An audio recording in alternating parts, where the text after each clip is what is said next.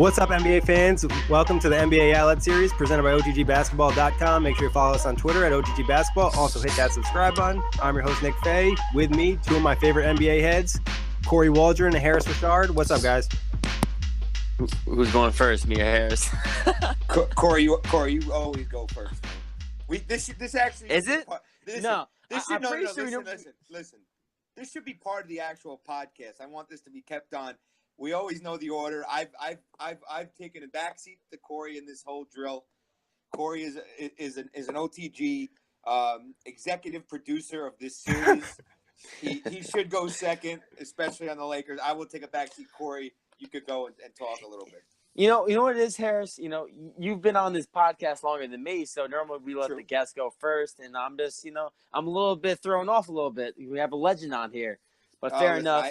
I appreciate that, but I'm excited to talk about, we talked about, I was on here with the Knicks last time in New York. I'm excited to talk about one of the premier franchises in the NBA that's trying to return to prominence here.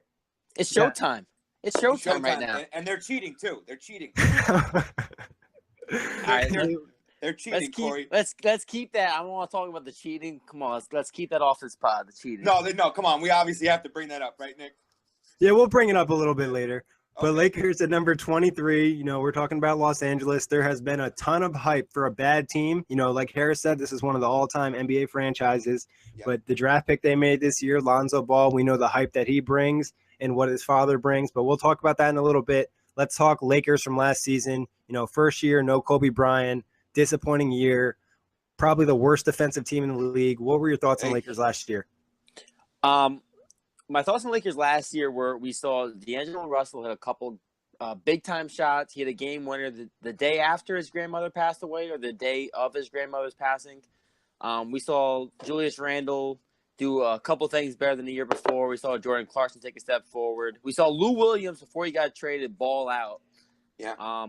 We saw Brandon Ingram look at times like he could be something, but he still struggled decently. Sorry, Nick. We saw Larry Nance Jr. kill Brook Lopez. They're saw teammates now. They're teammates now. That's true. They are. Every day he'll have to look at Larry Nance Jr. and remember that he was killed one day in Brooklyn. Yeah. Oh my God, that was horrific. For me, they started 10-10. Randall was one of the surprises early in the season. He was featured on that the article that I was writing about the Hustlers and I was surprised. I saw Russell look like he was playing decent basketball, and Luke Walton had them. They actually beat the Warriors by 20, I think, in the first couple of months of the season. This is a team that went south very quickly. Me and Nick talked about this the other day. It was Lou Williams. Once he departed, he was averaging close to 20 a game. And that offense really hurt them. Like you said, they couldn't guard a parked car for most of the season. and then they won 10 games in the first 20, and then they went 16 and 46 for the rest of the year. So it was some young guys like Kory said, some young guys impressed, and I think Luke Walton will have his hands full on who to distribute the minutes of, and Nick mentioned Lonzo Ball, but. Magic Johnson's got to keep his hands clean, and maybe the Lakers will take a step forward. 23's. Yeah, I don't want to talk about the ranking yet. I'll do that a little later, but. Yeah, we'll talk ranking a little bit, but I think you made a great point. I think this team started 10-10, like you mentioned. They also finished the season like 5-1. So in between all of that, the start and the end of the season, they were just terrible. After they lost Lou Williams, they were just losing a ton of games. They did have some injuries, but it was just like a lot of young guys not playing defense, and it wasn't necessarily a bad thing because they got lucky in the lottery and they ended up keeping their pick. If they didn't get a top 3 pick, they had to give it to the Sixers, so that was a big deal too. Yeah, definitely. But first year without Kobe Bryant and the Lakers, what were your thoughts on that? What did it feel like watching the Lakers without Kobe? Obviously, he was there for so long, and he's a legend. I miss Kobe. Kobe's the reason I love basketball. But Kory, I don't mean to interrupt you, but they haven't won more than 30 games. They didn't win more than 27 games in his last 3 seasons. So do you think Kobe Bryant, the legend, was hurting this basketball team towards the end of his career? Is that fair to say or no? I think it's definitely fair to say because Kobe Bryant was no longer Kobe Bryant. Right. You think about his final year when he was actually relevant and good. It's when they had Dwight Howard, they had Steve Nash. And if you remember that season, Kobe carried them into the playoffs before tearing his Achilles against the Warriors. I mean, Kobe was phenomenal that year. There was a couple games against the Raptors in particular where he hit like 3 threes in a row in the fourth quarter to bring him into like closing time. Obviously, he stunted a year of growth for guys like D'Angelo Russell and Jordan Clarkson. And, this is the first time we actually got to see what these rookies could do. And, obviously Russell was moved. And Clarkson's still there. Clarkson's actually one of my favorite Lakers right now.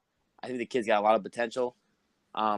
It's different not seeing Kobe, but if you're a Lakers fan, this is one of the top 3 NBA cores currently of young players, I think, in the NBA. Listen, 5 titles and one of the all-time great competitors, like the closest competitor we've seen probably to Jordan, and just his desire to win basketball games and this whole Mamba mentality. I like this role that he's kind of taken on now as like mentors to people. And he's like challenging this guy to be first team and that guy to be MVP. I think he like challenged the Greek Freak to be MVP. Yep. And he challenged John Wall to be first team All NBA. And I like that. I like that. So I didn't mean to disrespect Kobe by talking about those last 3 seasons, but he's like Kory said, he's done a lot for the game of basketball. He's a 5-time champion, and he's one of the all-time great competitors. Yeah, I think. Go ahead, Kory. I was just say Father Time is the son of a gun. He comes to everybody, and Kobe looked really good, and then once the first injury came in his 30s, it's hard to recover. Yeah, definitely. As soon as you get up there, you just don't recover the same way. But talking about Lakers, moving on from negative, let's talk positive. Highlight of the Lakers season last year, other than Larry Nance dunking on Brook Lopez. Ah, damn it! Don't hurt Lopez and Knicks Nets too much tonight. Just keep it. Well, Laker. Now he's a Laker, so now he's a Laker. You're right. So he got baptized by a Laker, so he is a Laker now. I'm gonna say Brandon Ingram, even though I'm not necessarily a big Brandon Ingram fan. He was an All-Rookie last season, and I think later on in the season we actually saw Brandon Ingram kind of catch up to the NBA speed. I think early on in the season, his body weight, he's very small for his position of a small forward at 6'9", only 190 pounds. We saw him struggle at times. He didn't shoot overly well, but I think late in the season we finally saw him kind of get into an NBA rhythm. So I think sky's the limit if this kid can put on some size and some weight. I actually really like Brandon Ingram, and I think he's probably my highlight. D'Angelo Russell would be my highlight. But since he's no longer a Laker, I got to go with Ingram. Yeah, they were trying to clear out all the ball touchers and all they were clearing out all the guards that wanted touches. They were going to have the ball a lot for Lonzo.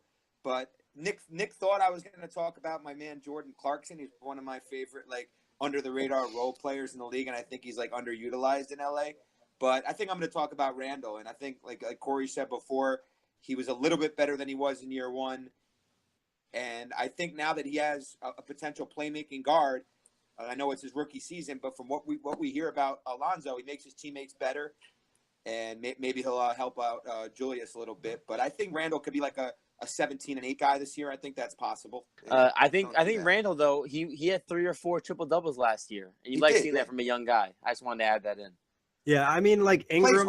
Plays hard. Ingram for me, I expected a little bit more out of his rookie season. He did pick it up towards the end, but I wouldn't say for me it wasn't a highlight. And Randall, he did have the triple doubles, but consistency was a problem for him. This I think for me, it would probably be a guy who highlighted and surprised would be Ivica Zubac. A center coming in second round, coming off the bench, able to contribute. Not somebody you think's going to contribute. I would say a lot of the young pieces that they had didn't perform as high as they necessarily wanted. Nick, he was one guy that kind of surprised. Nick, that name, if that's the name that's surprising, that screams a 26-win season. That it really does. Well, yeah, it does. And I mean, you got to find highlights in things that you didn't expect. You know what I mean? It's out of Julius Randle and Brandon Ingram, they're kind of things that I expected to see from them last year. I didn't expect to see Zubac actually contribute in the NBA. There's not rookie season being a second-round player. There's not a ton of highlights when you start 10-10 and then lose 16 out of the next 62 games. There's just not that many. I mean, we could talk about their young core. They got the second pick in the draft, and we'll see where they go from here. But it's just not many positive things to talk about. I actually like Luke Walton though. I think he's going to be a decent. I think he's going to be a decent head coach in this league. I really do. Exactly. And I mean, he has a young team, so he can kind of grow with them. But disappointments, what do you guys think? You know, you said it, Harris. There's not a ton of highlights for this team. So what would be disappointments, Kory? Can I say Luol Deng? Yeah, I'm gonna say Luol Deng. You know, they signed him for that awful contract, which, I mean, in hindsight, it didn't seem awful because we were looking at a rebuilding Lakers team who was trying to bring in veterans. You know, Timothy Mozgov, we can say that was an awful contract as well. But they brought in Mozgov and Luol Deng to kind of be the veteran mentorship to kind of bring Russell and Ingram and Randall into the next level. And Luol Deng fell out of the starting rotation pretty early in the season. He shot 38% from the field last season. And a guy making $70 million a year, he's kind of locked in the books, and it's going to be hard to move that deal. He was definitely, for me, a big disappointment. I think Ingram could have been better. I know you talked about it as your highlight. I thought he could have been better. But I just obviously think as a whole, can I say them on the defensive end? Yeah, that's fair. I mean, I thought the interior defense obviously was a huge issue. Mozgov only played like 54 games for them, and other centers. And you talked about the other big guy. Who's the other guy you just spoke about? Like Zubac. Zubac only played 38 games too. They had a lot of interior defense issues and. Team assists, they had some issues moving the basketball too. I mean, even D'Angelo Russell had the ball a lot. Didn't even average 5 assists. This is a group that's going to have to, like you said, come together, play a lot harder, and there's just so many holes that need to be filled. Yeah. For me, I'm going to agree with Kory, though. I think Luol Deng and the Timothy Mozgov contract were just horrendous. Yeah, Mozgov contract was really like the point that they signed Mozgov, obviously he's on the Nets now, and they got them D'Angelo Russell. But the point that they signed him, he was the first deal of free agency, and nobody was really going crazy for him to offer them that money. Obviously, at that time, everyone was like, oh, the cap's exploding. All these guys are getting huge contracts. So it didn't seem even quite as bad. But this year, after watching, the cap dry up a little bit, those contracts are looking horrendous. And it looks like the Lakers will probably have to sit on that Luol Deng deal unless they're willing to give up another asset or another first-round pick. I didn't even realize that the Nets defensive rating – or not the Nets. Just cut that little part. He has had so much of that Lopez dunk on his mind that he can't even think clearly. Yeah, right? I'm shook right now. The Lakers' defensive rating last year was 113, which was the worst in the league. Like, I knew their defense was bad. But, I mean, I didn't realize they were the worst defense in the league, technically, by rating. Yeah, no, they were. They were 30 out of 30. That's why I said they were probably the worst defense in the NBA last season. And it was a combination of lack of defensive players and a combination of effort, too. You guys know they want – oh, sorry, Nick. I didn't mean to cut you up. But you guys know me. I look at a lot of – the defensive end, rebounding, obviously, guys who are playing hard. Guys who play hard get the benefit of the doubt. I think guys who play every night get the benefit of the doubt. Not many guys were playing the time. I mean, Randall played 74, and I look at this a lot, but Clarkson played 80. Was the only guy to play 82 games. But they had a lot of guys miss time. Yeah, and they did. Actually, after they went 10-10, I think they dealt with some injuries. I think D'Angelo Russell might have hurt his knee or something like that. So that definitely was an issue. But let's talk about this ranking. Number 23 for the Lakers. What are your thoughts on that? Too high. Yes. Why is this team so high? I don't understand. We were doing the Suns yesterday or the other day, and we spoke on the Lakers being next. And in my head, I was thinking, we've already done the Knicks and the Pacers. And, is this team better than the Knicks or the Pacers? I'm not sold on it. If the Knicks still have Melo, I don't think this team is much better than the Knicks. You know who did these rankings? I think it was LeVar Ball who was in charge of making these rankings. He probably would have had the Lakers. He thinks the Lakers are a playoff team now that his son's on the roster. He has said that. I mean, but let's talk about LeVar for a little bit. As crazy as LeVar is, he has helped his son a lot. And people are like, oh, he put so much pressure on his son. But now all the pressure's on LeVar. Everybody's talking about LeVar, what LeVar is doing. Taking pressure off of Lonzo a little bit. Yeah, exactly. And I mean, the fact is, who was the most talked about player in the draft? Lonzo. Even though not everybody thought Lonzo was the best player in the draft, he was the most talked about guy. and he's doing his thing with the big baller brand. You know, we might crack jokes on it, but you have to give him props for what he's doing. And LaMelo Ball is driving around in a Lamborghini and has his own signature shoe, and he hasn't even graduated high school yet. And the shoe drops for, I think, like $398. So, I mean, and people buy these shoes, and like, I mean, you know, it's easy to hate on them, but you still have to give him respect for what he's doing. And he does take pressure off his son, like you said, Harris. You know, it's funny. You know, my a buddy of mine actually from NBA Twitter, Ray Johnson, was actually after Kevin Durant tweeted about Melo like pulling up in a Lambo or something, and a friend of mine been saying a lot of crap. Yeah, he got in a back and forth with Kevin Durant on LaMelo and saying that if a player is getting, you know, his own signature shoe in high school for $395 and he's driving a Lambo, does this really push a player to be great? And I want to open that question to you guys. Do you think a guy like LaMelo, I know this is a Lakers podcast, but, you know, LaMelo is related to, you know, Lonzo. Well, it has a lot to do with his brother, too. Right. Does it affect a guy like LaMelo that Lonzo's getting such success and now he's driving around a Lambo? Does this hurt his chances of being a top, you know, pick in the NBA, possibly, or even making it to the NBA? No. No, yeah, I'm agreeing. I actually saw that interaction between Ray Johnson and KD. I don't know Ray, but I saw it. I agree with KD in the sense that, you know, like, yeah, he could get those things, but the type of player that you can already tell he is, that he's like super cocky and confident and he loves to play basketball. And only kids who are like obsessed with being the best on the court are that type of like cockiness. And not saying that's a bad thing, because he can come to the NBA and be a great player. You know, is it a great look for a young kid? Maybe not. I don't know. I'm not the one to judge about that, so I don't really care. Yeah. But I think in the long run, LeVar does a good job motivating his kids. Lonzo is going to be a good NBA player no matter if you like LeVar or not. So I think it doesn't really matter. I don't know how good Lonzo is going to be or not. It seems like he's been headed in the right direction as far as his abilities, but you could get away in this world. If you're successful or if you're good at what you do, you could get away with a lot. And so it doesn't matter as long as he's not breaking the law. If he's driving around in a nice car, if he's selling his shoe, I don't know what the laws are going to be in college and stuff. He's got all three of the brothers are signed through the UCLA deal. He'll be in trouble. Yeah, he'll be in trouble. But there was a mention of him maybe possibly playing internationally and skipping college. I don't know if that's just a rumor and to build a big baller brand, but who knows? We don't know. We haven't really seen anything like this before. And in today's world, it doesn't surprise me if LaMelo Ball is a pro level basketball player. If he's an NBA talent, like you said, he has the swagger and confidence and demeanor. It will not matter. It really won't matter, and teams will go after him, especially if his brother is successful. If Lonzo is successful with the Lakers, that's going to have a big impact on what NBA scouts and teams do with the other two brothers.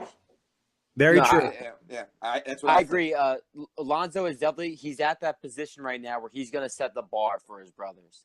He's got a lot. Not that he has. I don't want to say he has pressure on his shoulders, because playing in the NBA as a rookie, you obviously have pressure. But he does have an extra sense or amount of pressure, because this BBB brand that LeVar Ball has created, you know, if Lonzo struggles, that brand obviously suffers. You know, there's a lot on Lonzo's shoulders right now, being the first player who has his own signature shoe outside of, you know, Nike, Adidas, and Under Armour, and etc. You know, this is something that, like you said, Harris, we've never seen something like this in the NBA. No. And listen, there are three of them.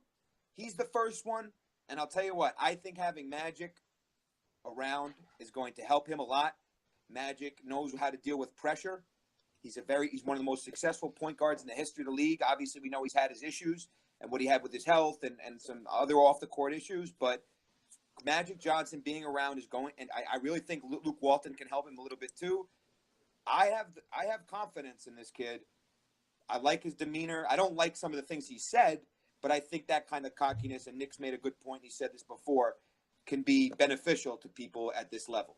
And also, you mentioned this about Magic and the Lakers, is they're infusing Lonzo with confidence. They're like, the keys to the franchise are with you. We believe in you. We're hyping you. So there is pressure on him, but he does have a good supporting cast that are looking to push him forward and be great. And that's not necessarily something, not to take a shot at the Lakers, but it never really felt that way for D'Angelo Russell, because Kobe was still there and things were kind of confusing. Both were the number 2 pick. Yeah, exactly. So, but let's get back to the ranking. You guys both mentioned this was a little too high. I'll probably agree with you. I think this ranking is probably high because a lot of people are biting on the Lonzo hype. Not saying I don't believe he'll be a great player, but I think it's really hard to be a rookie and come in and be a point guard in the Western Conference. You're matching up with Steph Curry, Dame Lillard, Russell Westbrook, Chris Paul. It's Well, not an easy night-to-night basis, and his jump shot did not look consistent in summer league, and in college you can get away with that, but in the NBA, when you can't shoot a three at the point guard position, it does have an impact. And I know you're talking. Well, Jason Kidd was never there was times where he wasn't a great shooter, but because a lot of people have compared him to his vision, like Kidd's vision. Kidd also played at California, played like out west. But my thing is maybe, and I know we'll talk about the additions, but maybe they're also thinking about two very serviceable offensive players that they added to their roster also. Yeah, well, let's talk about Lonzo. Obviously, Okay. You mentioned he was the number 2 pick in the draft. The Lakers were able to keep their pick. They got their lottery pick at number 2 instead of giving it to the Sixers. And there was maybe a hint that maybe they might not go with Lonzo, but we all knew at the end of the day that he was going to be the pick, and the Lakers drafted him, and now he's their point guard in the future, and the hype was with him. What do you expect from him his rookie season? I gotta be honest, guys. I'm not overly high on Lonzo. I mean, I want to say let me explain myself though, because I don't think he's gonna be a bust. I don't think he's gonna be a bad player. I see a phenomenal playmaker, a high basketball IQ guy, a guy who can get to the hoop decently well. But my biggest issues with Lonzo Ball are the shot. I know Sean Marion had great success in the NBA with a strange shot, an unorthodox shot. His shot worries me. We saw in Summer League at times that the shot did not fall.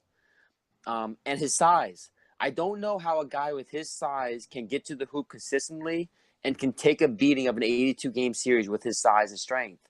Those are my two big issues. I don't think playmaking-wise it will be an issue, but defensively as well with the size, there's several issues I have with Lonzo, and I'm not sure how it translates to the NBA game yet. And for me, only time and seeing him play at this level will solve those questions for me. Yeah, I think in the first year, I think there's a possibility of other guys winning Rookie of the Year, but I think in his first year, it's just going to take a lot of time. I think in the first 20, 25 games, he's going to get his feet wet. Like Nick said, an important part of this, though, is the confidence and the fact that he's given the keys to the offense. I know you mentioned about the defensive end. Most of this team is allergic to defense. He'll fit right in. I don't know. I think he could develop a little bit with his size and strength. He's a 19-year-old kid. Am I wrong? Is that what he is? He's like 18, 19-year-old kid? 19, Yeah, that 20-year-old sounds kid, about whatever right. he is. Yeah. Yeah, he's a freshman in college. Freshman in college. So I don't know. I think, like you said, with the playmaking, they'll bring the up. I think this team wants to play fast. They'll bring it up, up tempo a little bit, which will help him. And like you said, his jump shot needs a little bit of work, but I think with his playmaking ability, I don't know. I think it's going to be hard for him, to not exceed expectations. That would be incredible, but to reach expectations and to live up to the hoopla would probably be an all-star by like his second or third season. I don't know if I see that, but I think a lot of it has to do with his relationship with Luke Walton and Magic, and his ability to adapt to the style of play, the speed of the game. And I think, like Nick said, the keys to the offense is going to help him. And I think by game 25, we're going to see an impact player. Well, I think that's right. That's right in the sense that I could see him struggling. He's going to need to adjust the NBA speed, even at a playmaking level. The NBA defenders are quicker. They're going to play better defense than what you saw in college. And I think the shooting is an issue, like Kory mentioned. That's something that's going to be very important for him, especially in the pick and roll. They're able to sit back on that pick and roll. It's going to make him a lot harder it's going to be a lot harder for Lonzo to play make. Coming down that guard's going to have a lot of room to roam around. And I think that could be an issue for him. He's going to definitely need to hit that shot consistently. I'm not really worried about the size because I'm not worried about most rookies when they come in, because we mentioned it, 19, 20-year-old kid, you're going to put on muscle by the time you hit 22, 23. So I'm okay with the size, but I could see the shooting being an issue. And defensively, Harris mentioned he'd fit right in. He doesn't play defense. He's going to have issues with quicker guards. So athletically, he's going to need to put some of that muscle on.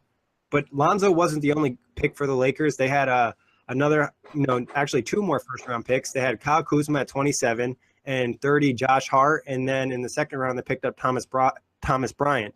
So Kuzma had a great summer league. Josh Hart, I know that's somebody you like, Harris. Who sticks out to you out of these picks other than Lonzo? Kyle Kuzma stands out for me. We're talking about a guy who spent 3 years in Utah in college, who went from averaging 3.3 points per game to 10.8 to last year averaging 16.4. So we saw a guy who every year in college, his game got better and better. And we even saw in summer league, him and Lonzo Ball when Lonzo, I know Lonzo had the groin issue, I believe, at one point. Kuzma looked very well, very good alongside of Lonzo. So I'm interested to see what they do at the next level. But I think Kuzma, what's his name? Can I please have it's Kuzma? Kyle Kuzma, you're right. You got it. Oh, it's Kuzma.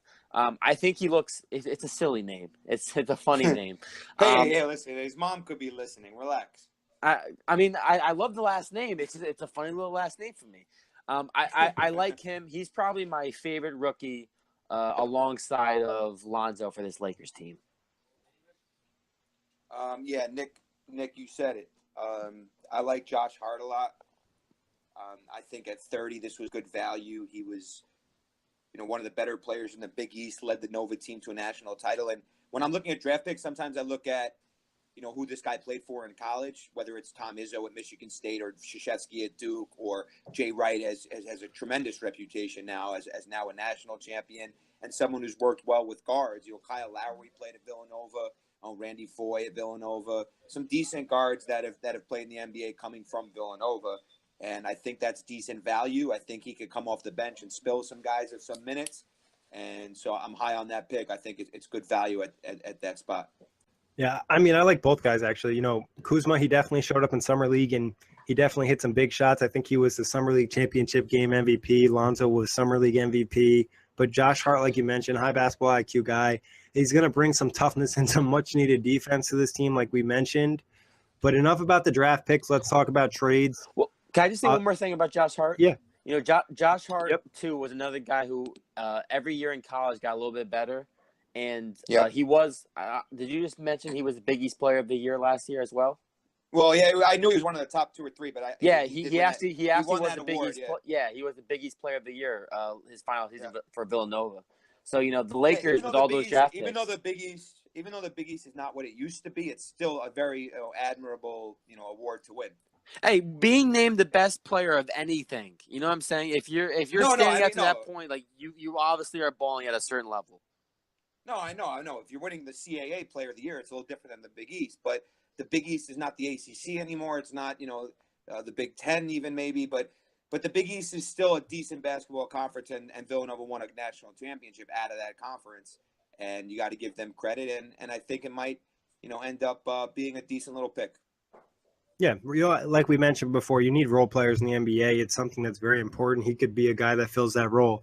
But talking trades, obviously the Lakers' big trade this year. They traded Timothy Mozgov, D'Angelo Russell for Brook Lopez in the 27th pick, which turned into Kyle Kuzma. But let's talk Brook Lopez. Let's talk about the addition they made with him. One of the best offensive centers in the league. What are your thoughts on this trade? I like it. I was we talked about it on the Nets podcast. It was sad to see Brook Lopez leave Brooklyn, but this is a nice change of scenery for Brook. He's playing with possibly one of the best playmaking point guards he's ever played with. I think in the pick and roll situation, and just because, like you just mentioned, Nick, Brook Lopez is a very offensively gifted center. Arguably top 5, definitely top 10 in the league. Lonzo can do some interesting things with Brook. Last year, we saw Brook Lopez develop that 3-point shot, which was incredible to see a guy who's never really shot well from deep all of a sudden develop a 3-point shot when he's almost near his 30s. With the Lakers pushing that Showtime, the fast-paced offense, I think Brook Lopez could be he's a clear upgrade over Mozgov and Tariq Black. I think he'll fit in very well with what they're trying to do out in Los Angeles. Is anybody aware of how many rebounds a game Brook Lopez averaged last year? It's like 5 or 6. 5 or 6, yeah. Yeah, 5.5. That I have an issue with that. But I've always me and my college roommates, a couple of them were big Nets fans. I used to give them a hard time about Brook Lopez. I never was really that big of a fan of his because I was being told that he was this all-star center and he was this and he was that. But I will give him credit where credit is due. His jump shot has vastly improved.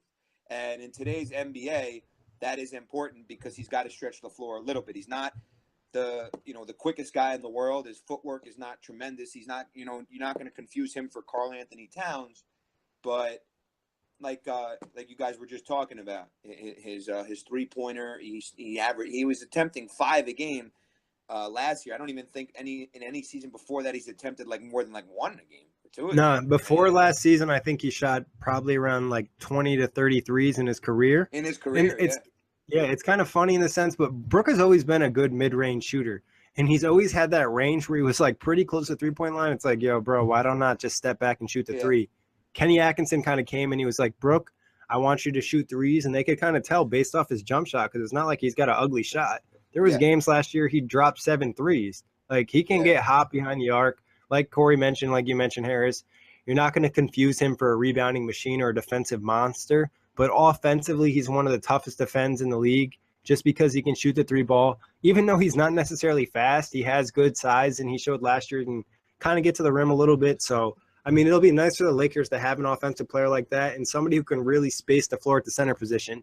It made life a lot easier for some of the not as skilled Nets player last year to get to the rim just because Brook was dragging the center to the 3-point line every game. Yeah, and he did block almost like a shot and a half a game. Or he like can protect the rim. Like a little bit, yeah. Yeah, like let me not say that he's a terrible defensive player. He just can't go out on the perimeter. In terms of protecting the rim, he's 7 feet. He has good size. He can block shots. He played on a pretty bad defensive teams in terms of talent last year. This team isn't much better, so don't expect him to change that. Well, but I don't think Booker on the Nets last year in 5 less minutes a game averaged like 3 more defensive rebounds. I think if he's going to play 30, 35 minutes a game, and I don't think he could play 35, he'll probably play a little bit less than that. He played 30 last year, and it was probably one of his most efficient seasons. So I think it would be smart to keep him around that. Yeah, keep him around that, and try to pray that he grabs a couple more and doesn't get violated like he did, like we spoke about earlier in the podcast. You got to give him props though, because like Brook has been dunked on numerous times. Don't get me wrong, but at least he's not afraid to go up and get it because you see a lot of players in the NBA step away. Yeah, because everybody's averaging 110 a game, so. I mean, we also, let's give Brook Lopez a little shine. We also, I mean, Nick, we talked about this on the Nets podcast. You were there. He hit the game winner against the Detroit Pistons. This is a guy who can hit those big-time shots as well. I mean, offensively, Brook Lopez is a very gifted center. Yeah, it'll definitely help the Lakers. Everybody in New York is just gifted offensively. We talk about. I hear that with Melo all the time. I've heard it with Brook Lopez all the time. I mean, we need somebody that's going to protect the rim and make him remind me of the mid '90s that I watched on MSG the other night. Well, the one thing for this trade too that is important, Brook Lopez is an expiring contract. So we'll talk about the Lakers hype about next offseason later, but that is an important thing because if they do want to keep him, he's going to probably want a decent amount of money considering the numbers he's put up. So that's something to keep an eye on, and depending on if the Lakers try to go for Paul George, LeBron James, et cetera, et cetera. Yeah, he's also missed like 2 full seasons too, Brook Lopez. Knock on wood, Harris. Come on. No, I know. I'm not. Listen, I don't want anybody to get hurt. He was an all-star in 2013, and in the last 3 seasons, he's played at least 70 games. But that type of body, that type of size, there's always a chance. But I hope that he is healthy and has a great year with the Lakers. I don't have anything against the guy. Well, I think the thing is keeping his minutes down, like we mentioned, like keeping him around that maybe a touch under 30 or around 30 is good. Don't overplay a guy 7 foot because you can tell sometimes when he's gassed on the floor because he's just so big. But another big move for the Lakers this offseason, they signed Kentavious Caldwell-Pope, which was a little bit of a surprise because KCP was a restricted free agent. A lot of talk about the Pistons keeping him. We'll talk about the Pistons a little more in another pod. But, that was interesting. This wasn't necessarily one of the places we thought he would land. He ended up signing the big 1-year deal with the Lakers. What are your thoughts on KCP in LA? Kentavious Caldwell-Pope. Like, that is one of my top 5 favorite NBA names, first off. But, the kid's young. We're talking about another guy. Think about this Lakers core in general. I like this guy. Right. It's a very young team, and they got another young guy who is a streaky There's no doubt that Caldwell Pope is an extremely streaky player. He played a lot better at home with Detroit than on the road. Hopefully he plays, well on both sides for the Lakers. But this is a 1-year rental. If it doesn't work out, you can just let him go. And What do you go think? after What do you think the Stan superstars? Van Gundy? What do you think Stan Van Gundy would say about Kentavious Caldwell-Pope? He'd probably say he athletically gifted, a good lockdown defender. I'm not sure what he would say about him offensively, but I'm sure he'd praise his defense. I feel like he made him pull his hair out a little bit, but at the same time, shooting a 3-ball at like a 40% clip, and like you mentioned, streaky, but the last 3 years he's been relatively consistent with his offensive output, and he's not a guy that really gets more than 12, 13 shots a game. Decent defensively, decent size, 6'4", 6'5", a decent athlete also. I mean, he's a very good defender. He's actually, coming onto the Lakers, he may be their best perimeter guard defender at this point in time. He probably is going into the season. But I think one issue for Detroit and what Van Gundy would probably say is he was probably looking for him to improve. Like last year, his points went down a little bit. His three-point percentage was around 35%, which isn't bad. But his field goal percentage was under 40%. It was 39. That's what I was looking at the wrong category, so I apologize. I was wrong. I was saying that he was around 40 for 3. That's not true. He's around 33 for 3. His field goal percentage is around 40, and a guy taking that many shots needs to shoot it a little bit better. Yeah, I think last year they kind of expected him to take a bigger jump offensively. Detroit kind of last year was a whole letdown, so I don't know how much that says. Maybe it'll help him getting out of Detroit. My scouting report on him is he's somebody who's a spot-up shooter, and he can get hot. Like you guys mentioned, he's streaky. His ball handling skills, he needs to improve. His ability to drive to the rim, he needs to improve.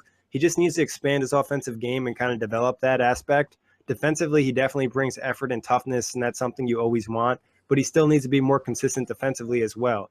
But as I mentioned before, Detroit was kind of a shit show last year. Nothing went right in Detroit. They had a ton of terrible losses. Andre Drummond, Reggie Jackson didn't do great. So maybe coming to LA will help him. Pairing him with Lonzo, I think, is a good fit in the sense that KCP doesn't want the ball in his hands a lot. He's going to play defense where Lonzo wants the ball in his hands a lot, and he's not going to play great defense. So I think that's a good pairing. Yeah, he's definitely the off-ball guard that can slide in next to Alonzo Ball fairly easily.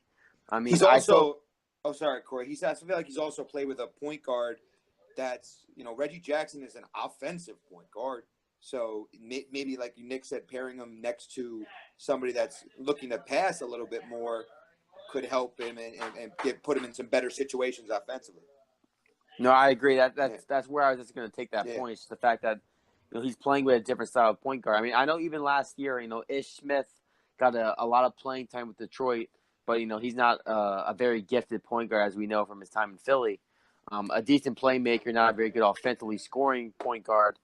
And then Reggie Jackson, obviously, he had his struggles where he fell out of the starting lineup at times, and I think he was benched to end the season, right? Or he was shut down. Yeah, he was benched for stretches too during the season. The fourth quarter, right. They would go with Ish Smith just because Reggie Jackson was he had some real terrible games. I'm not even trying to throw shade at him because he had the knee tendonitis, so that obviously messed him up. But some of those stat lines were terrible. Yeah, and like we've been saying about Lonzo, the one thing that none of us, I think, can say is we all think Lonzo's going to be a very good playmaker. And a guy like Kentavious Caldwell-Pope, a guy who's a spot-up shooter, playing alongside a playmaking point guard, if Lonzo does a driving kick, Pope's only job is to hit that spot-up 3. I wouldn't be surprised if you saw Caldwell-Pope shooting percentage raised, by 10 or 20% points here this next season. If you're looking at Caldwell-Pope in this offense, he's probably going to be a 4th or 5th option.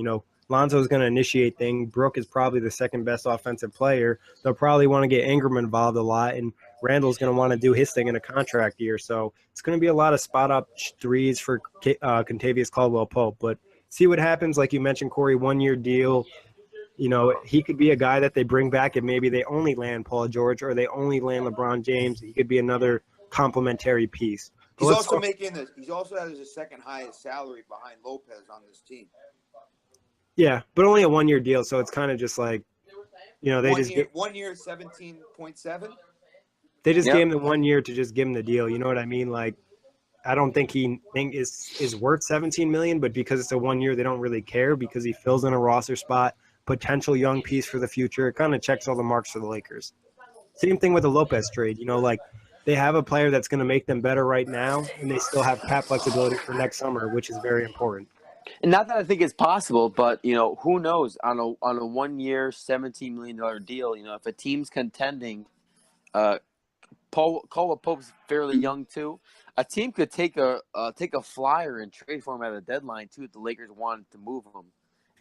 It's not outlandish to think that's possible if they think they can land a Paul George and a LeBron James next offseason. We've seen crazier things happen. But let's talk departures. We'll start with D'Angelo Russell. Obviously, being the number 2 pick, I think in 2015, a lot of people expected D'Angelo to be a big-time player in this league. And it's not to say he did bad with the Lakers because he averaged, I think, around 15 and close to 5 assists last season and around like 30 minutes and change. So it's not like he was terrible. But what are your thoughts on Lakers getting rid of D'Angelo? They were wrong. This was a bad decision for the Lakers. I think D'Angelo Russell as a 2-guard alongside a playmaking point guard of Lonzo Ball would be extremely deadly. I think Russell is more of a 2-guard in a 1-guard body. We saw at times last year he can shoot. He can hit the 3. He's not necessarily good at getting his teammates involved, but I think he'd be fairly good as a 2-guard. So I think the Lakers missed out an opportunity to see them. I know Magic Johnson said he wanted leaders, and Russell wasn't a leader. We can talk about that probably for hours. We can talk about expecting 20 and 21-year-olds to be leaders over 28-year-old on the team and veteran players in the NBA. It's not really going to happen, but it's silly. It's ridiculous. I mean, obviously Russell had that incident with Nick Young where he sent the Snapchat out of Nick Young talking about Iggy or saying that he cheated on Iggy like in the open, which is obviously it's very childish. Anytime you can get rid of Nick Young, it's a good thing. But I'll say this real quick, not to cut you off, Harris. It's kind of funny that everybody, I'm not trying to defend D'Angelo Russell and say what he did is wrong because I'm not saying it is, but I think it's funny that everybody hates D'Angelo Russell so much for that situation when what he did is talk about Nick Young cheating on his girlfriend. Well, yeah. That is not the right thing to do. Yeah, well, obviously it's not the right thing to do. It's also not the right thing to do to let everybody know what you guys were talking about. And obviously I'm not defending what he did, but D'Angelo Russell doesn't need to be, throwing that on the internet. No, I'm not saying he should, but I'm just saying. But anyway, they just got the reset button. He was the 2 pick in 2015. Lonzo Ball 2 pick 2017, going with it, in a different direction. And I think if the Lakers were able to do that draft differently, they would obviously, I would think we could all agree, they'd probably take Porzingis at the 2 slot, no? Yeah, they probably might take Porzingis at the 2 spot or, some people might take Jokic, but. Yeah, but he could do it over, though. They would not take D'Angelo Russell.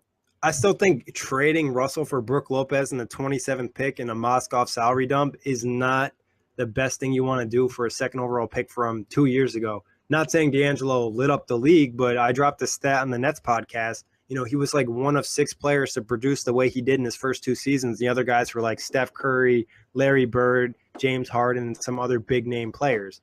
So I just think his demeanor. I know you're gonna, try to be not be high on him, but try to pull for him obviously on your squad this year. But I just think from a demeanor standpoint, I'm not looking like from statistics, but on a demeanor standpoint, I think leadership wise, and getting people involved and being the main ball distributor and point guard. I think they were right to reset. I don't know if it was the right move to do it in the way they did, in the fashion they did it, but I think they had every right to reset it and have an opportunity to go in a different direction. I mean, it's 2 years in on a 2nd overall pick and you're ready to just trade him away, and not saying he hasn't showed any flashes. Maybe his demeanor is not the greatest, but he's still a young kid. At 20 or 21 years old, you're not an adult yet. A lot of us do, like Kory and I mentioned this before, a lot of us do dumb things when we're young. So I wouldn't be ready to pull the plug on a young player unless I was getting good value for him. And they might know some things that we don't know. Also, I mean, he's another guy with right around 40% from the field, 35 from 3, 75 from the line. I don't know. He's missed a little time last year. They might know some things we don't know. I mean, we He saw just Russell though one. hit big time shots. He lit up the Cavs one game and he dropped 40. Like, I don't think there was enough for you to be like, oh, I really don't want him on my team, but and try to like force him out in a trade. I would at least sit on him at least to get a better trade. Not saying Brook Lopez is a bad player, but he's an expiring contract and you got the 27th pick. You got to get rid of Mozgov, but you at the price of, a top 5 pick 2 years in.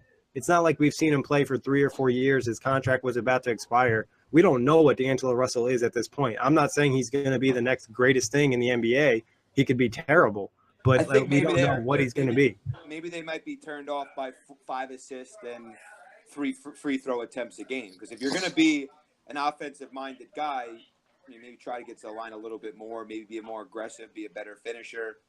They like you said, 2 years.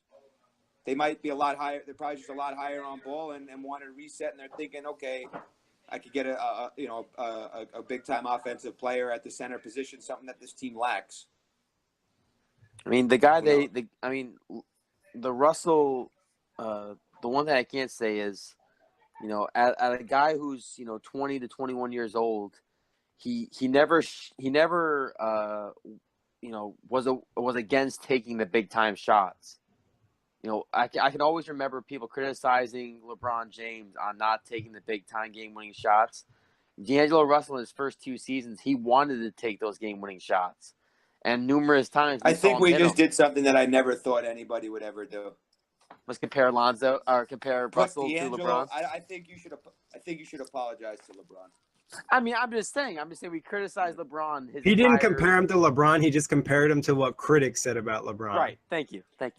Everybody wants to be critical of the best player, that we have. Hey, I didn't say he wasn't the best player. I was just comparing a critic's take on how they compare game-winning shots. No, Russell was ballsy. He had cojones. A little Mamba mentality, if you will. He didn't shy away from the big moment. He didn't shy away from the big moment, though. It's hard for me to say. Mamba mentality Mamba was a killer. This guy's not a killer. That's true. He's not a killer, but he doesn't shy away from those big time shots. I would be interested to see how he develops next to my guy Jeremy Lin. I'm interested to see what happens in Brooklyn. That's something I never thought I'd say either.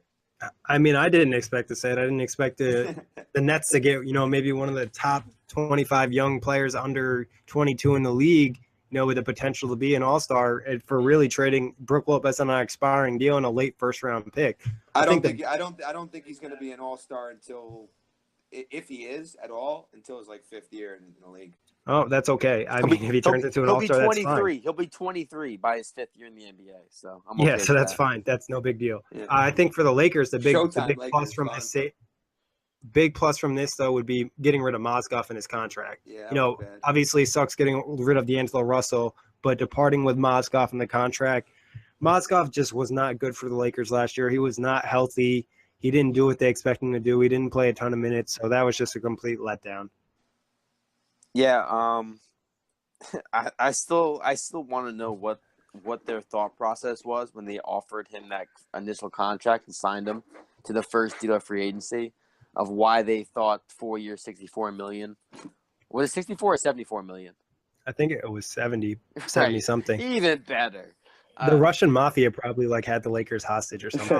Wait a second. Is Mozgov's a net? Yeah, Mozgov's a net. Yeah. Very surprising. But I mean, that's a price I'd be willing to pay to pick up a player like D'Angelo Russell, especially when you're in a rebuilding situation and you don't have a top 5 pick. You're high. You're a little higher than Russell. I think you guys are both higher on Russell than I am.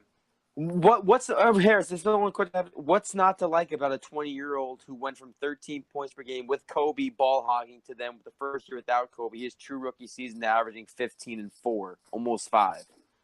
I just from a demeanor. I don't know. It's just demeanor. He also didn't don't act like he lit it up offensively. He shot 40%.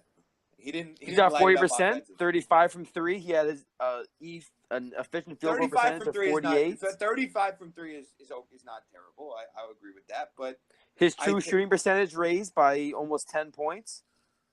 However, his win share went up slightly. I mean, if you give me the opportunity to go with the end, what I've seen of 2 years of Russell to what I think Ball's going to be in the NBA, I'm going with Balls every day of the week and twice on Sundays. I mean, they're different types of players. So, like Kory said, I might actually think D'Angelo Russell is better suited as a two guard and more of a scoring perspective. I think Lonzo will always be the better playmaker and want to get his teammates involved, but I don't think that, they're the same type of guy. I also think Russell's a really good passer. It's not like the Lakers offense was amazing and there's a ton of guys out there ready to get shots up and everybody was moving in a smooth system. We'll have a better idea about D'Angelo Russell this year in Brooklyn and next year in Brooklyn. After that, 4 years in the league, we can make an assumption about a player. 2 years in a Lakers system, like Kory mentioned, 1 year with Kobe and 1 year with a terrible team, it's going to be rough to kind of gauge where his talent's at. 2 years, and what I know most about him is for being, selling out one of his teammates. You're killing me. Yeah, but that's just the media storyline. That's not watching his game. Listen, I understand what you're saying. Being in the Lakers system, there's a lot of time to be told. I could be wrong on this. I would always go back and admit when I'm wrong, and I'm not trying to kill the kid. He's a decent offensive talent, but I'm just not that high on him, and I think it was okay for them to hit the reset button, and they added one of your guys, Nick. They added one of your favorite players. Yeah, but it's a guy they don't plan on keeping. He's not a long-term option. They're going to probably get rid of Brook this year and pick up Paul George and whoever they else can sign a free agency. So it's just kind of like tampering. Yeah, but we know what's going to happen. But other than that, no, that Thunder team's going to be good. I'm telling you right now, George and Westbrook together. I know we're not going to talk about that right now, but I like it a lot. But enough about Harris hating on D'Angelo Russell. No, don't say that. No, Thomas Robinson left the Lakers. Meta World Peace, Nick Young, David Nevada, and Tariq Black. Out of these guys, who do you think is going to be the most missed? I guess the most missed guy is going to be man, that's a tough one because do they really miss any of these guys? No. I really like Thomas Robinson, though. I'm not on Thomas Robinson. You're not? He's a high-energy workhorse, I think. He can't hit a layup. That's his problem. Yeah, he's not very good around the basket. If he could hit a layup, he'd be a really good player. Like you said, he's high energy, gets a ton of rebounds. He's willing to put effort in. He's got to improve and be, more consistent and be able. If he could finish around the rim, he would have a nice role in the NBA. But it's about him being consistent and being that guy all the time. So you're asking who are they going to miss the most? Yeah, I'm saying, are they going to miss any of these guys? Thomas Robinson, Meta World Peace, Nick Young, Tariq Black, David Nwaba. He was a D-League guy that picked up later in the year. No, I don't know. I think that's a really hard question to answer. I think maybe Meta in the sense Meta World Peace just for leadership. Because Meta World Peace was running meditation practices. And he was talking about the off the court and the psychology of basketball. I think they could miss his leadership and his age and his experience in this league. But other than that, I can't give you an answer. Nick Young was pretty solid in terms of scoring points. Obviously, we don't know about his leadership in his terms of passing the ball. But I think they won't really miss it. It just makes more sense to open those spots up for young guys and kind of continue the rebuild. But let's talk starters. Who's going to be the Lakers starters next season? Oh, I like this. Okay. So my starting five Lonzo. is going to be come on, Harris. Obviously Lonzo. Lonzo Ball, Kentavious Caldwell-Pope, Brandon Ingram, Julius Randle, and Brook Lopez. I honestly don't think it could be any other starting lineup. Yeah. I would be shocked. If they started Luol Deng? No. He played himself onto the bench last year. Unless he did some crazy stuff in the offseason. He's making $17 million. But you rather give those minutes to Ingram and let him develop with your new point guard. I'm just trying to throw out different possibilities. But I really don't think, unless there's an injury or something, that there's any possibility of anyone else starting. Jordan Clarkson starting at the 1, and they're bringing Alonzo Ball off the bench. No way. No, Magic is in love with that. But actually, mention Magic before we talk breakout guys. Obviously, they brought in Magic as their president of basketball operations and Rob Pelinka as their new GM. What are your thoughts on that? And do you think that's going to help steady the Lakers and put them on a path of success? Do I think Magic will help them become successful? And Rob Pelinka. I'm not sure about Rob Pelinka. I mean, I'm interested to see what a GM can bring to a front office of a team. Obviously, we know he has connections within players. He's We a know he former super agent, pretty much. Right, he represented Kobe Bryant, I believe, was one of his players as well. It's interesting to see the dynamic between the two. I definitely think Magic Johnson will have a significant impact because, I mean, we're talking about one of the top 3 point guards of all time, arguably the best point guard of all time, and a Laker. We're talking about a Laker, a guy who will want to see the Lakers be successful. So I definitely like having him in the front office. Nick, remember when I used to talk about like how many national TV games a team will have? Like Yeah. last year. This team is going to have 35 nationally televised games. I don't know if I've ever seen that from a team that has been that'll probably be this low in the standings. I mean, there are stretches where they'll play on ESPN and NBA TV like the entire week. Well, last year they even had a good amount of games, and they were pretty bad, especially mid-season. Because it's the Lakers, but this Ball thing, I think, maybe is even more of an impact because you know he's going to be at some of the games and just he's going to get a lot of TV time. They have a TV series. They're opening up on TNT on opening night on the 19th on a Thursday, and it's going to be a lot of that. And it's just unbelievable what kind of attention this team's going to get. Yeah, I mean, it's also, like you mentioned, the Lakers hype. Lonzo and LeVar are going to help that. They do have some fun pieces, like Brook Lopez, like we mentioned, still a fun player to watch. Brandon Ingram could be a guy that steps up this year and has a big year. So, talking about Magic and Rob Pelinka, I think both those guys, in terms of relationships, I don't think people understand the value of relationships in the NBA. Magic is well liked by a lot of NBA players, active NBA players. We know what Paul George thinks about him. Sorry, Kory. And Rob Pelinka obviously has tons of connections around the league with NBA players, being a former agent and working with Kobe Bryant, one of the best players ever. So I think, it's going to be a great thing for the Lakers, and we're going to see how effective those relationships are next offseason. But talking breakout guys, who is your breakout starter for the Lakers next year? Breakout starter, I'm going to surprise you guys. I'm not picking Lonzo. I'm going to pick Brandon Ingram. I think a second year into the NBA, I think he'll be more adjusted to the game speed. I think having a actual playmaking point guard in Lonzo Ball will significantly help him. I think having Kentavious Caldwell-Pope, a guy who's been in the league for a couple of years, alongside of him as a spot-up shooter will help. I think Julius Randle gets better as well. I think Brook Lopez brings in the veteran leadership the team hasn't had offensively. I think Brandon Ingram is really set, I think, to have his best year, obviously, to date in the NBA. Yeah, I'm gonna have to go with Ball. I mean, I just think it's gonna rejuvenate them a little bit. It's a shot in the arm, an energy standpoint. I've watched all of the other players and some of the veteran players play in this league, and Lonzo Ball might have the highest ceiling of anybody on this roster. And like I said, he put on 12, 15 extra games on national TV. Everyone's gonna be paying attention. There's a lot of pressure, but at the same time, like we mentioned before, the dad might have be able to take a little bit of that from him. But I think with the keys to the offense and the up-tempo-ness of this offense, the razzle-dazzle of his game, I think he'll be the breakout guy here. For me, I think Alonzo is going to probably do is what I expect him to do and what people expect him to do. He's going to come in and do a solid job in his rookie year. I don't think he's going to be as crazy because I think there'll be some adjustment period, but I'm not hating on him long-term because I think he'll be a great player in the league. I think the first year he'll need to adjust a little bit. I'm actually going to agree with Kory. Brandon Ingram has impressed me. What I saw from him in Summer League that little bit, and the Lakers shut him down, he could really, we saw last year, he was struggling with the NBA size, the NBA speed, but at Duke, he showed the flashes of potential that he does have in that frame and that body to really be an offensive player that can be tough to defend that small forward position. I mean, he drew a lot of comparisons coming out of college to Kevin Durant. I mean, I think that's obviously the best case scenario for a guy. Yeah, I didn't want to say it. Yeah, but I mean, No.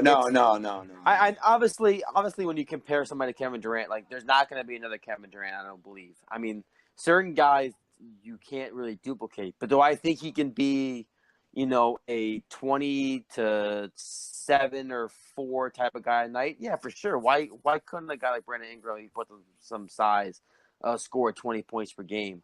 I think there is, though, like you said, Nick, piggybacking off what you just said, there's a lot of raw potential in Ingram. I mean, we're talking about a guy who was 19 years old last year. I mean, this is another guy just like a lot of this team. This is a 20-year-old young, raw talent player who, in the new style of college kids, he came out probably earlier than he should have because it's 1 year and you got to go and get your money. This is a guy who's still got a lot of years of development ahead of him, and we really won't know what he'll be for another 2-3 years. And also, I think I'm a lot higher on Ingram than I was of Russell. His nickname is Tiny Dog. I don't know if you guys knew that. But that's a good nickname. Yeah, I think that 6'9", 190, good length, needs to shoot it a little bit better, probably will improve. But his ceiling has a lot to do with how quickly I think the Lakers will become relevant again. If he could become what you guys are saying, this team could maybe fight for that relevance at the bottom of the West in a couple of years. It's possible. Yeah, I mean, that's what the Lakers are hoping. They're hoping that all these guys, Lonzo, Brandon Ingram, Julius Randle, Larry Nance Jr., Jordan Clarkson, Josh Hart, even Kyle Kuzma, that all these guys make progress this year, and it looks a little better going in the next offseason. But talking about that, who's your breakout bench guy this year? Breakout bench guy. I got to go with the man, the legend, Jordan Clarkson. Yeah. You took it right out of my mouth, man. We did good. No one really, you picked Lonzo for the last guy, so we didn't have everyone on the same page. But I'm gonna roll with Harris. I know Harris. I know you're picking Jordan Clarkson. Well, that or Josh Hart. That or Josh Hart. Ooh, Josh Hart is a good one. I like Jordan Clarkson. I think next to Russell, he kind of was stunted slightly. But, we're talking about a very athletic guard. He can hit the three. He's – I don't know. When I play 2K, he's one of the guys in my GM mode that I always go after because I like the youth of him. What about you, Harris? Who's your breakout bench guy?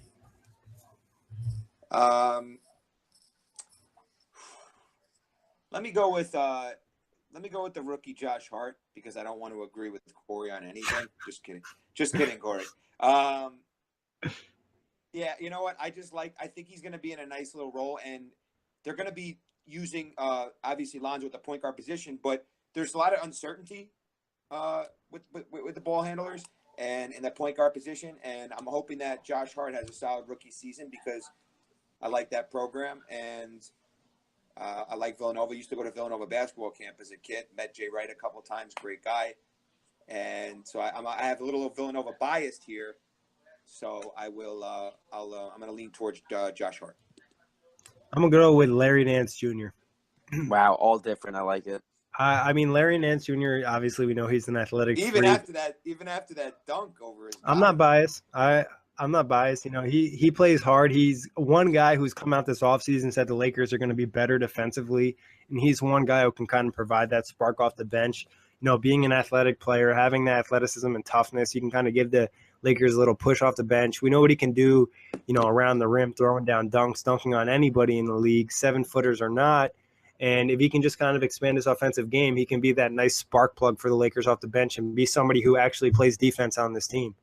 It's crazy that there's so much. I mean, obviously we talked about it before. There's so much young talent on this Lakers team that there's 2 or 3 guys that we could all pick for breakout players. Yeah, I mean, there's a lot of young – we didn't really talk that much about Julius Randle, but this is a big year for him. He's going in the contract year just like Jordan Clarkson. So both those guys could easily have big seasons. He's probably like the best rebounder on the team too, right?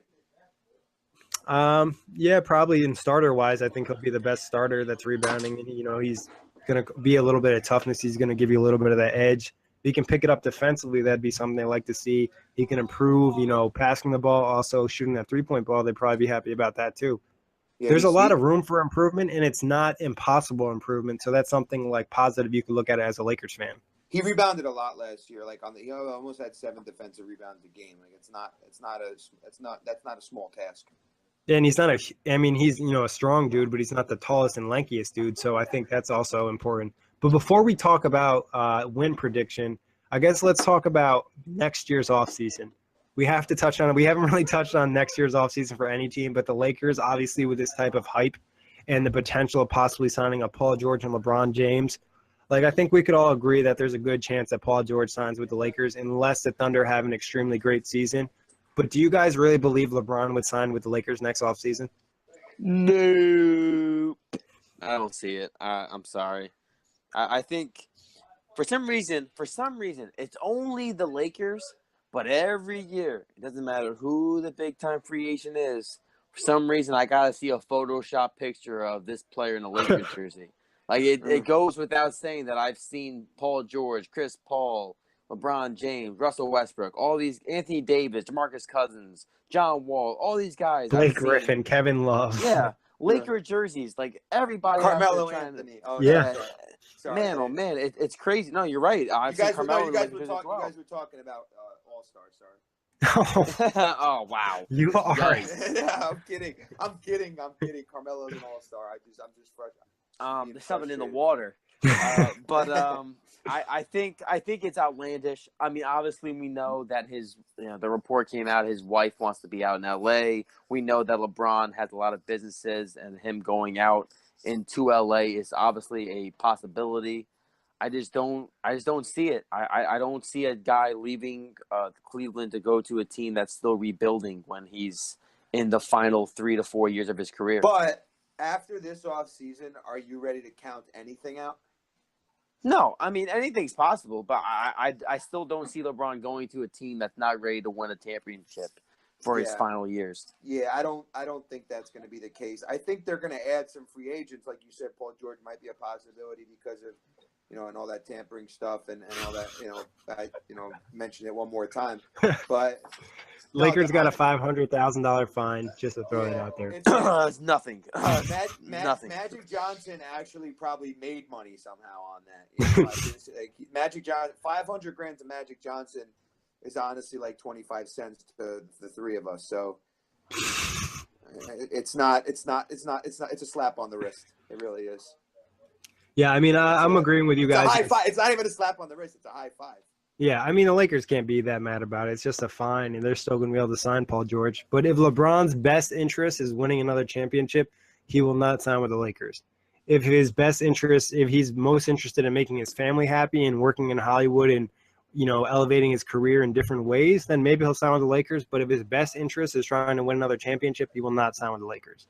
No, or if he even wants to play with the Banana Boat, which we all know is he might play a strong possibility. He might play. Yeah, I would probably put Houston ahead of the Lakers. I talked with Jonathan Ibrahim. He's a big LeBron guy, and I asked him his opinion on it. And we were talking about it. We thought maybe even the Spurs. Like, that's a real possibility. If he wants to beat Cleveland and win, that would probably be a great situation. And Kawhi would probably be the best player other than the guys in Houston that he could play with. What if he went to the Pelicans and played with the two big guys?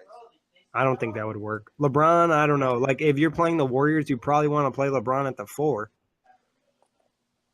So as he did the Cavs did that and played Love at the 5? At some points they did. They even played LeBron sometimes at the center. Yeah, I saw him at the 5 a few times last final. To match up with the Warriors, like, in my brain, this is how, like, I rank everybody in the NBA and how everybody, like, competes. Is like, how do they compete against the Warriors? Can they beat the Warriors? That's, like, my number one question when anybody arises. Is this team good? Like, how do they match up with Golden State? Because at the end of the day, that's all that really matters right now. Right. But enough about the Warriors and LeBron, I guess. Let's actually get back to the Lakers. Let's talk win predictions. Best case scenario for LA. Best case scenario. It's funny. I feel like I have to give the same answers to all these teams, but we're in this little. We're in the bottom 10 still. Yeah. I'm gonna say best case scenario is right around 32 to 33 wins. I was gonna say 32 and 50. Yeah, that honestly sounds about right for me as well. That low 30 range, and that's everything works out. And that's not even saying the Lakers are terrible. It's just that the Western Conference is super stacked. We mentioned teams like Golden State, Houston, San Antonio, OKC, Minnesota. There's going to be a ton of forces in the West that you have to deal with on a nightly basis. The Pelicans will probably even get them a couple times. Yeah, I mean, the Pelicans, even, teams like the Blazers with Portland, Dame Lillard, there's plenty of teams in the West. Obviously, I'm not naming every Western Conference team, but even the bad Western Conference teams have some talent. Like we talked about Phoenix the other day, they're still a talented squad. We don't expect them to win a ton of games, but it's not like the Lakers are full of veterans that are going out for the playoffs. Yep. But worst case scenario for LA. Worst case scenario, which is the Celtics' best case scenario, is that the Lakers win right around 24 games again, 25 games, and they sit near the bottom of the NBA, and they end up getting a lottery draft pick that benefits the Celtics. What about you, Harris? Worst case Honestly, scenario? like, I think they're gonna hover around. I don't think it's gonna go too much lower than 26. Because I think they're improved from last year. So worst case, best case, I think this is one of those teams that's gonna hover, between 28, 29 wins in a bad situation, and 32, 33, maybe even 34 in a really good situation. So I would say like 27, 28 wins in a bad situation. Yeah, I'd say worst case scenario. And just to clarify on the pick situation, the Lakers pick will go to Boston if it's 1 or 6 through 30. If it's picks 2 through 5, it'll stay with Philadelphia, and then the Celtics will get another pick. But that's for another day. Just want to throw that out there. Worst case for me is probably low 20s. Maybe somebody gets hurt. Lonzo doesn't really develop the way they wants him to develop in his first year. There's some struggles for all the guys just because three-point shooting could be a huge issue for this team. I mean, if you're looking at the starting lineup, their two best three-point shooters are probably Kentavious Caldwell-Pope and Brook Lopez. And both those guys shoot around 35, 34%. Not just three-point shooting, Nick. I mean, And defense. That and rebounding. I mean, we talked about it before. I mean, their best rebounder now is Julius Randle, and their second best rebounder is who? Brook Lopez. That could be another issue that this Lakers team sees. That's an area that I would like to see Brandon Ingram step up because he's long, lanky, and athletic. Brook's not really a tenacious rebounder, obviously, but he will box out his guys. And, if the other guys step up in terms of rebounding, I wouldn't be surprised if Lonzo averages a decent amount. He just seems like a player that would like to grab the rebound and get the fast break started right away. Like those realistic Jason Kidd rebounds? Exactly. No, I think the Kidd comparison you made was, good before. The vision is there. But I also will make the point that Kidd played in a time in the NBA where three-point shooting wasn't as valuable. It wasn't the same as what it is now. So I think that's going to be the thing for Lonzo is that three-point shooting. And if I recall, Kidd had more size, correct? Like he was. Yeah, he's a bigger dude. He was definitely a stronger. I mean, I know he wasn't as tall as Lonzo, but he definitely had more of a. Well, he size put on to him. more weight at the end of his career. He wasn't that strong though. Jason Kidd wasn't like. I feel like he was in shape though. I feel like he was the guy who hit the gym. But his style of play was never really like he was getting into the paint. Right. He did get into the paint, but he didn't body through people like a Westbrook would in the paint. It's not his style. He was more of the perimeter to perimeter, 3-point to 3-point guy, and he would make a lot of plays and get into a lot, get into the teeth of the defense, but not necessarily go all the way and finish a ton. I think he got into the paint. Obviously, I watched a lot of Jason Kidd. It was not necessarily about his size and stuff, but like Harris mentioned, it was not a sneakiness, but he was just super smart and be able to attack the defense in different angles. But I think he came in to the NBA at a better size than Lonzo is. Not I don't think Lonzo can put on size. Like I mentioned, I think size is probably one of the easiest things for NBA players to get on. You're a millionaire. You can get whatever diet you want. You can get whatever supplements you want. It's going to be a lot easier than you and I trying to weight loss. It's crazy, though. I was just to look at Jason Kidd for a second because maybe the ball will draw those comparisons. Jason Kidd, for a season, there were seasons where he was shooting 36, 38% from the field, 40% from the field. So and he was averaging 11 shots a game. So they were calling him Ace and Kid when that was a real thing for him. But the funny thing is, after in New Jersey, he developed his 3-point shot, and then after that, he was a really good 3-point shooter. So it's something you definitely can work on with work. Definitely. But realistic predictions for the Lakers this year. What do you think they're actually going to win? How many games? I'm going to say 28 games is the realistic win total for this Lakers team. Me? 30. Yeah, you. 30. Yeah. 30? 30. I'll sit right in the middle at 29. 28. I like it. 28, 29, and 30, and Lonzo leads them to 41 and the 8th seed in the playoff spot. Yeah, okay. I just don't see. I'm gonna root for this team though. Because I'm a Luke Walton fan actually. I mean, I don't see any situation where they make the playoffs. I do see a situation that's realistic for them to win in that 30 range of games, but I don't think that they're better than the top 8 Western Conference teams. There's just so many teams in the West that are just talented. Yeah, it's going to be ridiculously hard, but it would be fun though. I just think the 3-point shooting, and Laker fans will probably eat me alive, and the defense and, like Kory mentioned, the rebounding is going to be an issue, and not being able to shoot the 3-point. It's interesting that they don't have any like really great 3-point shooters, and Luke Walton obviously wants a system that has great 3-point shooters coming from Golden State. Yeah, it's going to be very interesting. Like I said, ESPN, NBA TV, even if you don't have the league pass, you'll be able to see almost half the Laker games. Yeah, and we know Twitter is all about, LeVar, Lonzo, LaMelo, all ball. That gets us to our next point. They're Truth. the Kardashians of the NBA. Yeah, they just dropped the reality TV show. I think the first episode is up. I haven't watched it yet. I'll probably take a glance just to see what it's like. I think it'll probably be pretty funny. Like I said, I give LeVar a lot of props. It's easy to hate on him. Yeah. But he's just playing a role. You know what he's doing. Like, I think Magic asked him, this got leaked. Like, are you just playing a role? And he was like, yeah, I am. I'm just doing this like it's a marketing ploy. Also, he did say he could beat Michael, which was just ridiculous. Yeah, like anybody who's never played in the NBA is never going to beat Michael Jordan one-on-one. Like, just saying that, no one's going to believe you anyways. It's not like he was a dominant college player or anything like that. I mean, it'd be mad funny if LeVar Ball played in the Big Three, but that's for another year. That would be actually pretty funny. He had a 4-point contest with Ice Cube, and Ice Cube won. But the truth, the emoji for the Lakers is going to be a basketball because this season is all ball. It's all about Lonzo. It's all about LeVar. If Lonzo's great, the Lakers will have a better season than we expect. If Lonzo's terrible, then it won't be as good as we expect. So it's all ball. I like that. The only other one I was thinking of was the emoji with the guy's hand, like to the side, being sassy. not the oh well one, but the the sassy one. I picked that one only because I think like this team could be one of those teams if they actually hit a groove offensively, which we've seen because they gave the Lakers a tough time the last couple of years with their fast plays tempo. The Lakers. I said the Lakers the Lakers give the Warriors a tough time because we know Luke Walton obviously was the assistant coach over there, and we just know that the tempo the Lakers are trying to push. I just think this could be a season where they actually turn it as a surprise, and it's kind of like that. Oh well, like LeVar Ball could be like, oh well, I told you guys we were going to be an 8 seed, or I told you we were going to make the playoffs type of season. I mean, I do think if guys develop correctly and Lonzo Ball becomes that playmaking point guard we know he was in college and could be in the NBA, that this Lakers team could, like Harris mentioned earlier, could possibly slip into that 8 seed. I'll be rooting for it. I also think the emoji could had something to do with the law, maybe. Maybe put like a police officer over there or something like that.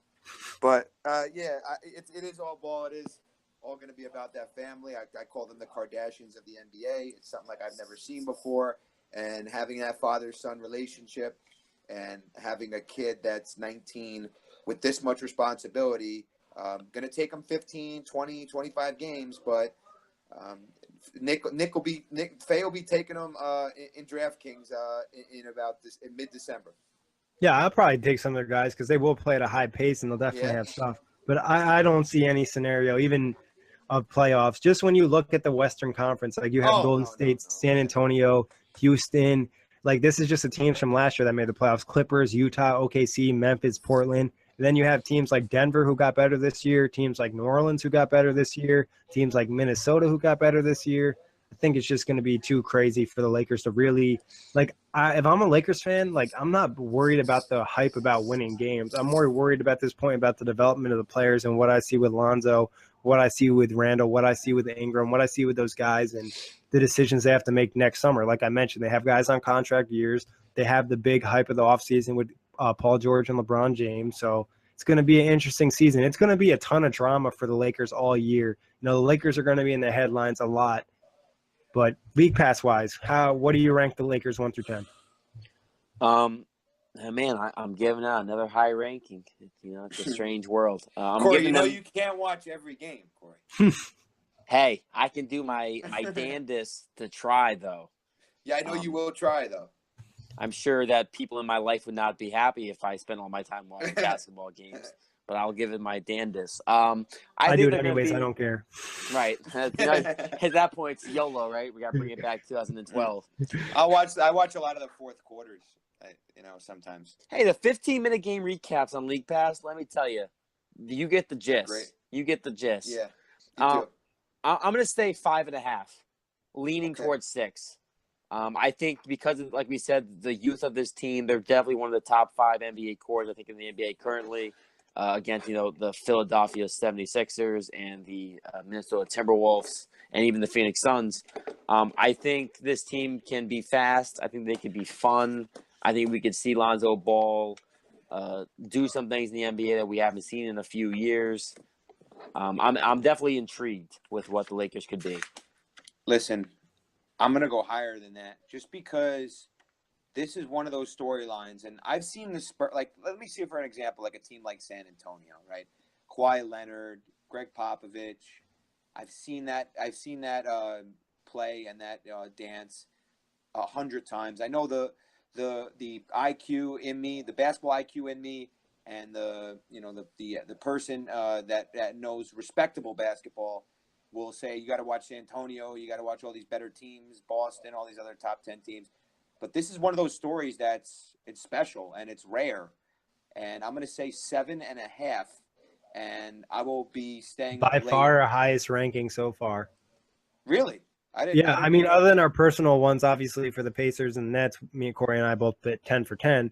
But in terms of, actual teams that, we're not fans of, that 7.5 is by far. Kory, I think, just gave out the highest one at 5.5 right now. Then you just because all the teams are poor, but this is like a really good story, though, in my opinion. And I'd much rather watch them than like the Kings, Pistons, Mavs, Sixers, maybe, I don't know. But I don't know. I put the Lakers high, and I go to bed at 1 o'clock every night anyway, so it doesn't really matter to me. I'll probably go with a 5 or a 6 here. Okay. Just like, because you mentioned it, there's like the off-the-court drama that makes it a little bit more enticing. Also, there's a lot of young pieces, and I love my guy Brook. So I'll catch extra games just to see, him put up some threes. So, I mean, I can definitely see. And the Lakers are just the Lakers. No matter if you hate them or love them, they're always a team that you're going to kind of pay attention to because you're used to them being so dominant in the NBA. And, everybody knows who the Lakers are. So there's a lot of factors here for me. Like I told you with Josh Hart, Magic, Luke Walton's a guy I really like. Obviously, Lonzo, LeVar. And I'm a fan of, like you said, Clarkson, Randall, and Ingram could be a nice piece too. And like you said, celebrities at the game. Yeah, exactly. No, there's a lot going on here, and I think they're improved from last year. All right, so you would watch the Lakers over what TV show that you like? Nick, this is gonna kill you. Oh, Parks and Recreation. Terrible, Kory. Terrible. I'm gonna return the favor then. Did I blast Game of Thrones in the last one or no? You can try to blast Game of Thrones. Yeah, you're gonna fail awful and look. I mean, everybody who actually likes Game of Thrones will know that you're just not a fan. No, I know. I'm just kidding. I won't say that. But yeah, my favorite TV show ever is actually coming back on October 1st. Curb Your Enthusiasm with Larry David. That's my personal favorite TV show. It's a funny show to ever exist, in my opinion. But I don't want to see guys getting their neck slit. I want to see funny stuff from real life situations, not dragons. So, I don't know what I'm gonna say here. I'm gonna think of a show that I'd rather watch. Maybe like Seinfeld. Maybe I'd rather watch the Lakers than Seinfeld because I'm getting tired of seeing those reruns. Yeah, I never was a huge Seinfeld. It just seems like Seinfeld is always on, and it's on like multiple channels. Yeah. It's like, listen, Larry David created that show too. You guys are hating. That's a good show. No. It is a good show. But what are we supposed to say? I mean, like. So I'm gonna, because Kory had to throw shade at Parks and Rec. I'm gonna throw shade at a show that he likes, and I'm gonna say I'll watch the Lakers over Archer. Oh man. Oh, wait. Did you say Arthur the cartoon? No, Archer. No, Archer. The adult cartoon. The adult cartoon. That was a good show back in the day. DW. It's a good meme too with Arthur squeezing his fist. Yes, it is. Damn. When I had glasses back in the day, I drew comparisons to Arthur when I was a kid. Can we wrap this up? I can't be on the same podcast. Nick just threw shade at Archer. I gotta leave. Say like Archer's a good show and I like it, and I'm only 3 seasons in. It's probably one of my favorite funny cartoons, but it's also I like the Lakers a little bit too. Back in the day, I used to play with them in 2K sometimes. So when they had Kobe, though. Yeah, when they had Kobe and Shaq, like I'm turning it way back. Christ, that's unfair. And shooting a ton of threes with Derek Fisher and shit. I've said this a million times. I think Shaq is one of the top 3 most dominant basketball players I've ever seen. So I mean, at point like Shaq, there was no player that was going to guard Shaq one-on-one really in the post at certain points in his career because he was just so physically imposing. Yeah. Now we're talking about the Laker glory days, though. The 3 titles in a row, the three-peat. Yeah, we might actually get a few more followers for just bringing this up and brightening up their day. Yeah. That's what we do. We come here to inspire. Yeah, Well, the they might Lakers not aren't like us, Kory, They're but not gonna win a title till I think we're in our 40s. I would say something like that. Yikes, that's a long time from now. Come on, man. I'm Don't not why try that to date old. me. Yikes. I'm 25, so I'll I throw don't that out really there. know how old everyone is. I think I'm 25, so Laker fans, that's 15 years. I actually think I'm actually 27 though, so that's 2 years closer. 2 years Jesus. closer. They might hate it, they might love it, who knows. But that wraps it up for today. Thank you guys for hopping on. As always, thanks everybody for listening. Make sure you review us on iTunes. Let us know whether we did a great job or we suck.